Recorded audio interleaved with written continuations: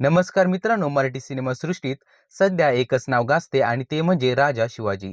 रितेश देशमुख यांच्या दिग्दर्शनाखाली बनलेल्या या चित्रपटाने बॉक्स ऑफिसवर अक्षरशः धुमाकूळ घातलाय. एकाच दिवशी सर्वाधिक कमाई रेकॉर्ड करणाऱ्या या सिनेमाने आता इतिहास रचायला सुरुवात केली आहे. लवकरच हा सिनेमा सैराटचा देखील रेकॉर्ड मोडणार की काय अशी चर्चा सुरू आहे. चित्रपटाने आतापर्यंत थक्क करणारे बॉक्स कलेक्शन केले आहेत. मित्रांनो, राजा शिवाजी चित्रपटाने रिलीजच्या पहिल्याच आठवड्यात तब्बल 56.7 कोटीची बंपर कमाई केली होती. हा ट्रेंड दुसऱ्या आठवड्यातही कायम राहिला आणि दुसऱ्या आठवड्यात सिनेमाने 28 कोटीचा गल्ला जमवला.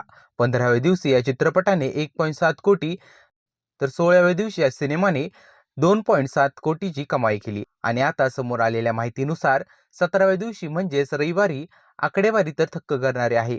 17व्या दिवशी या सिनेमाने तब्बल 3.8 कोटीची दणदणीत कमाई केली आहे.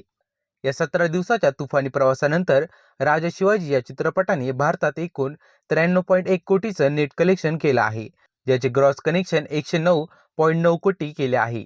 म्हणजे सैराटनंतर 100 कोटींचा पल्ला पार करणारा मराठी सिनेमातील हा दुसरा सिनेमा ठरला आहे.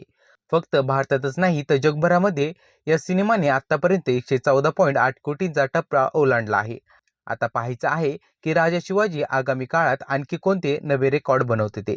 तुम्हाला काय वाटतं, हा सिनेमा सैराटचे रेकॉर्ड मोडू शकेल का? तुमची प्रतिक्रिया नक्कीच मला कमेंट बॉक्समध्ये सांगा. व्हिडिओ आवडला असेल तर व्हिडिओला लाईक करा, शेअर करा आणि आपल्या चॅनेलला सबस्क्राईब करायला विसरू नका.